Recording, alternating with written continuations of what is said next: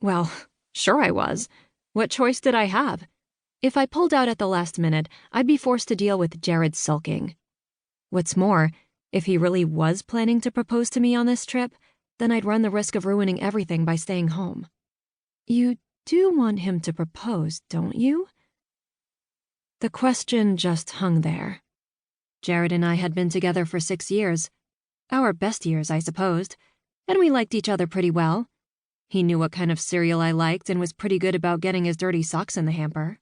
I'd convinced him to ditch the crappy body sprays of his youth and to wear proper cologne during our weekly date nights.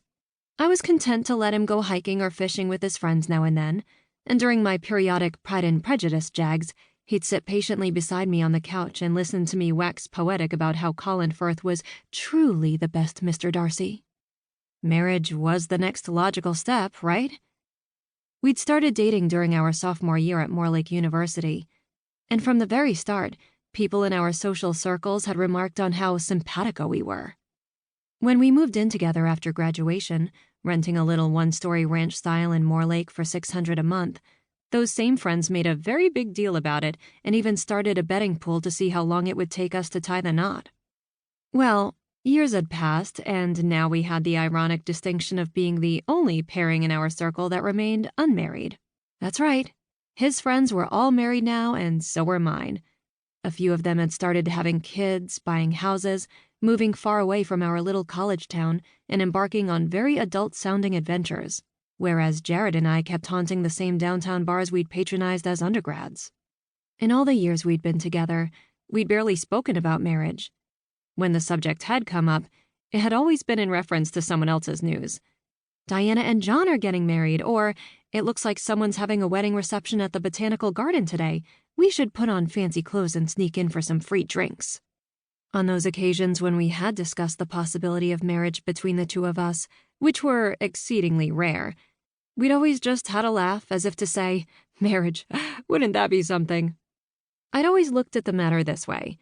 Marriage was something that would happen naturally when the time came and it finally felt right, or else the two of us weren't suited for it and we just live out the rest of our days as loving roommates with benefits.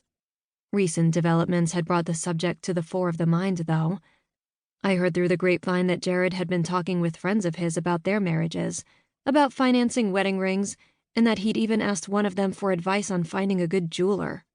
Furthermore, Jared wasn't much in the habit of arranging trips for the two of us to go on, and certainly he wouldn't think to drag his homebody of a girlfriend into the wilderness without good reason. His recent chats with friends had me thinking that this trip was a put-on, that he'd lately begun to consider the marriage question and wanted to do something romantic and memorable as a prelude to proposing. That was my theory, anyhow. Because of this, I decided to put my big girl pants on and go, despite my reservations.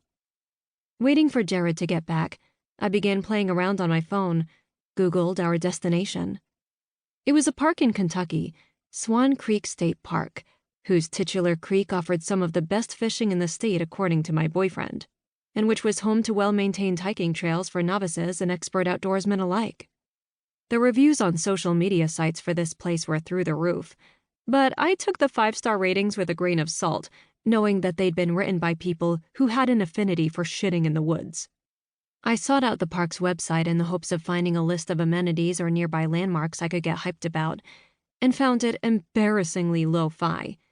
Every section of the site was haunted by a drab green background, and the contents were rendered in nigh illegible white and blue text. Before I'd even finished reading a blurb about the park's resident birds, I could feel a migraine coming on.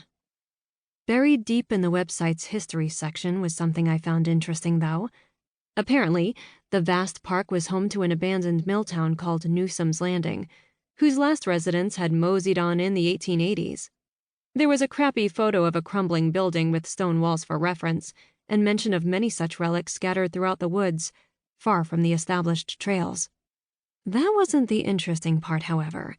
We had plenty of rundown buildings in Moorlake to gawk at. Now, the history of the town and its subsequent abandonment were what caught my eye as I scrolled.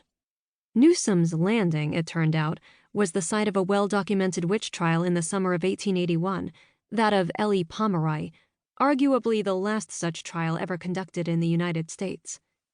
Ellie Pomeroy. To keep listening to this audiobook, I've left you a link in the description so you can do it, at no cost thanks to Audible's 30-day free trial.